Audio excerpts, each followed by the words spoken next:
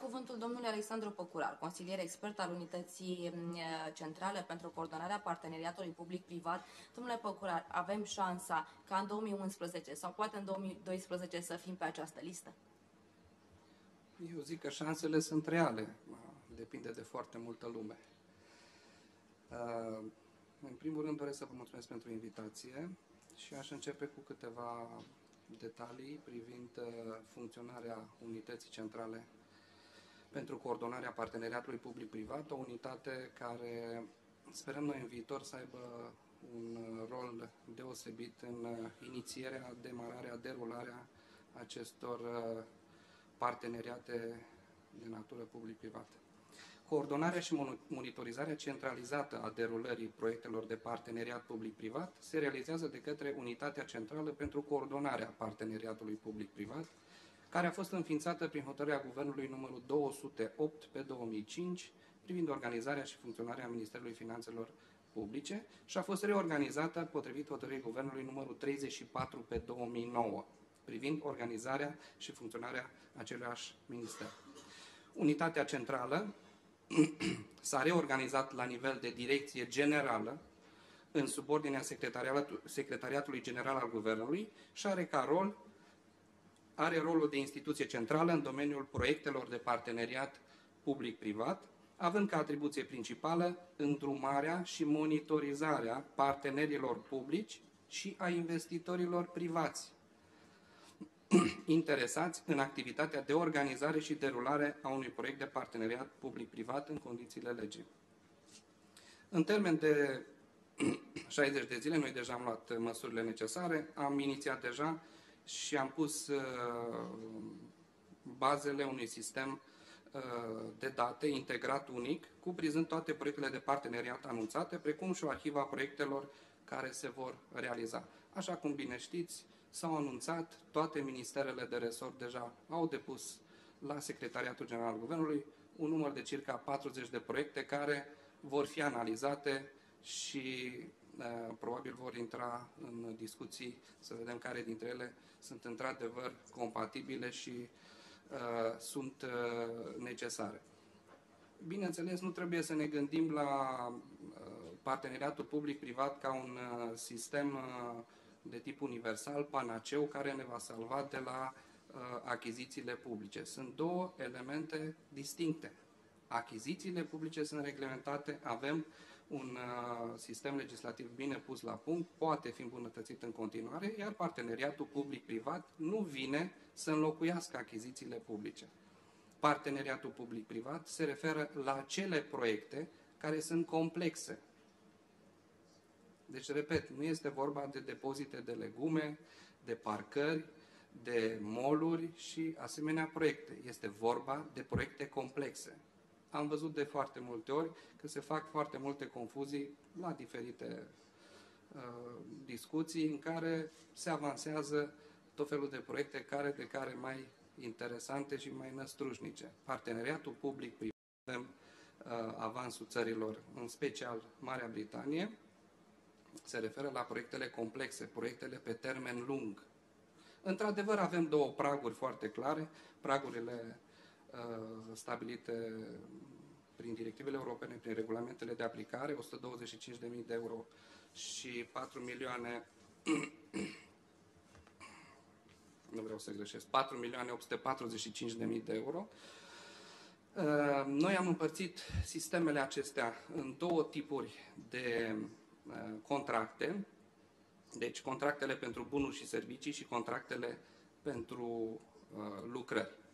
Este bine de știut că la nivel comunitar nu există norme specifice care să reglementeze crearea unui parteneriat public-privat. Acest lucru a fost consemnat de altfel și în comunicarea 91, comunicarea interpretativă a Comisiei Europene privind aplicarea dreptului comunitar în domeniul parteneriatului public-privat. Cu toate acestea, în domeniul contractelor de achiziții publice și al concesiunilor, principiul tratamentului egal și manifestările specifice ale acestuia, și anume interzicerea discriminării pe motive de naționalitate,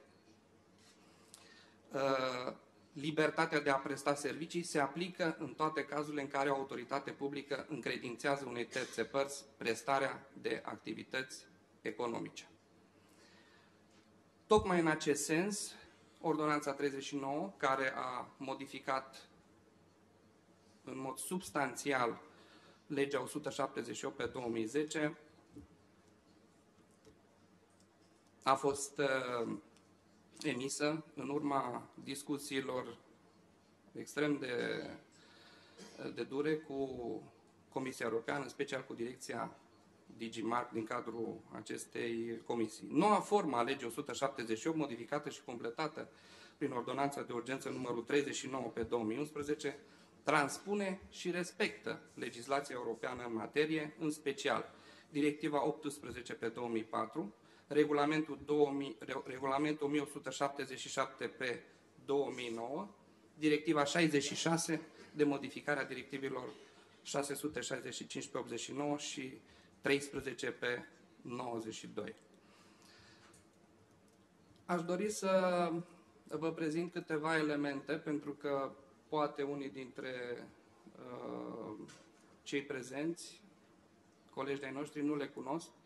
La cel de-al 4-lea summit anual privind parteneriatele public-private în Uniunea Europeană și statele emergente Uniunii Europene, care s-a desfășurat în perioada 8-10 iunie la Praga, unde au fost participanți și reprezentați din diferite state, vectori de opinie consider eu semnificative în acest domeniu, au fost prezentate opinii extrem de interesante la aceste discuții. Au fost analizate situațiile de risc, reducerea acestora, utilizarea eficientă a resurselor și capacităților instituționale ale statelor de a iniția, derula și recepționa obiectivele prin parteneriatul public-privat.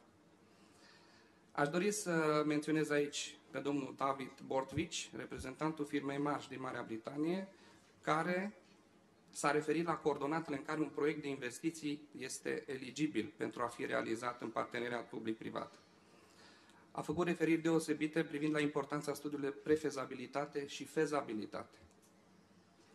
Domnul Jeffrey Hamilton, director al Diviziei de Cooperare Parteneriate din cadrul UNECE, a prezentat inițiativa privind înființarea centrelor internaționale de excelență în domeniul parteneriatului public-private, unde România deja este prezentă. Iată deja că intrăm totuși pe o listă. Da? Deci deja suntem acolo, s-au inițiat discuții și România va avea un centru de excelență care are în primul rând rolul de a concentra specialiști, experți din acest domeniu.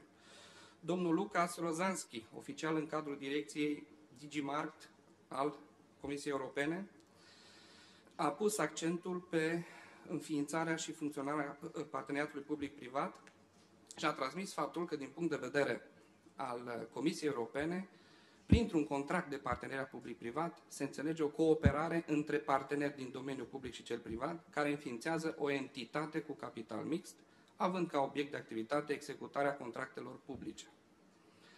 Și nu în ultimul rând, domnul John Davy, președintele Companiei de Comerț și Investiții din Marea Britanie, șeful grupului de consiliere a parteneriatului public-privat în Marea Britanie, a pus accentul pe riscurile datorate schimbărilor politice, având ca și cauză stoparea finanțării proiectelor aflate în derulare.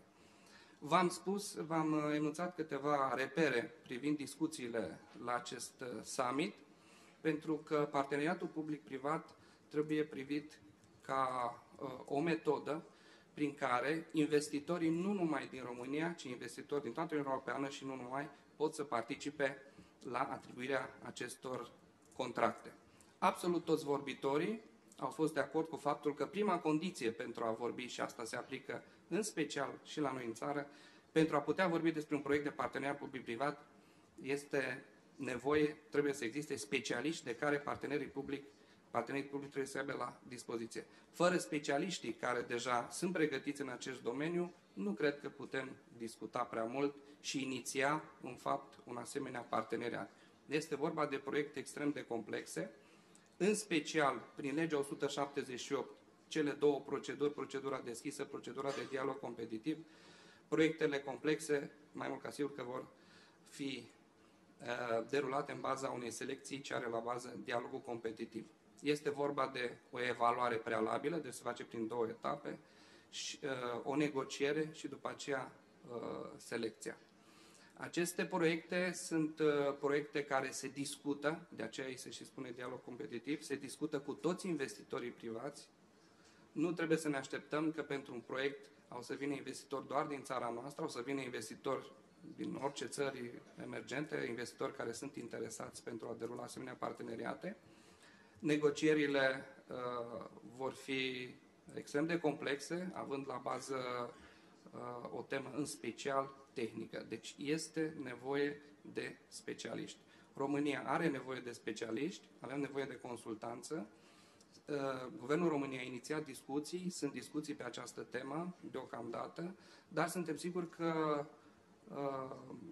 temele pe care mi le-am făcut până în prezent, nu mai avem hotărârea de guvern cu normele metodologice de aplicare în urma inserării ordonanței 39. Aceste norme, în foarte scurt timp, din punctul nostru de vedere, au să fie și ele adoptate și publicate, după care următorul pas, în mod sigur, au să fie acele întâlniri cu toți cei care vor dori să se specializeze, să învețe, să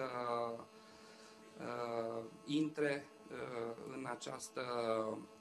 în acest club deosebit de select al țărilor care deja au inițiat parteneriate și care deja au rezultate foarte bune. Mulțumesc mult!